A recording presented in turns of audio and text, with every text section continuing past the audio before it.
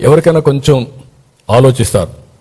కానీ వైసీపీకి మాత్రం భగవంతుడు ఆ బుద్ధి ఇవ్వలేదు, జ్ఞానం ఇవ్వలేదు. ఏ విధంగా వివరించాలని కూడా అర్థం కావడం లేదు. ఇంకా విషయాన్ని దిమ్ముతున్నారు, అహంకారాన్ని ప్రదర్శిస్తున్నారు. అసలు పార్లమెంట్లో 2 సభల్లో చట్టబద్ధత దక్కితే తట్టుకోలేకపోతున్నారు. అందరూ దేశమంతా ఒకటై ఓటేసి అమరావతిని నిలబెడితే ఇతను మాత్రం దాన్ని సహించలేక ఓరవలేకపోతున్నారు. ఇప్పుడు కొత్తగా అసెంబ్లీకి పార్లమెంటుకి హక్కే లేదంటున్నారు.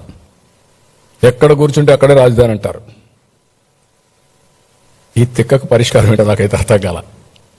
ఈ తిక్కనాలనా ఏమనాలి, ఏంటిది, దీని పరిష్కారం ఏంటి?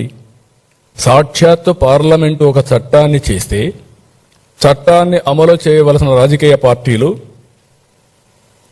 పార్లమెంటుకి అధికారం లేదు, మీరెవరు చట్టం చేయడానికి అంటే నేను వస్తే నేను అధికారం వస్తుంది, నేను మళ్ళా ప్రజలు మోసం చేస్తాను, నేను అధికారం తెచ్చుకున్నప్పుడు నేనేం చేస్తాను చూస్తారు అని బెదిరిస్తే ఏమనాలని అడుగుతున్నా.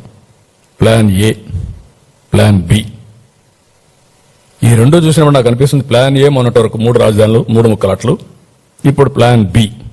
ఈ ప్లాన్ బిలో ఏం చెప్పాలనో మీరే చెప్పాలి. ఆ పేరు పలకాలంటే కూడా నాకు ఇష్టం లేదు. అదే చెప్తాను మావిగానే, అది చెప్పడం నాకు ఇష్టం లేదంటున్నా. మరిచిపోవడం మంచిది. ఇలాంటి ఇవన్నీ కూడా ఏమనాలి, ఏంటి మనస్తత్వం ఏంటి? నాకు అంతుపట్టలేదు, మీకు అంతుపట్టిందా? ఈ మనస్తత్వం మీకు అంతుపట్టలేదు, ప్రజలకైనా అంతుపట్టిందా? ఏంటి ప్రవర్తన ఏంటి? ఇలాంటి వాళ్ళు రాజకీయం చేయడం ఏంటి? మనందరం కలిసి ఏ విధంగా ముందుకు పోతాం? నాకైతే ఒకప్పుడు అందరూ అంటారు సైకో అంటారు, లేకపోతే ఇతనికి రకరకాలుగా మాట్లాడతాను. నేను ఎన్ని మాట్లాడదలుచుకోలేదు.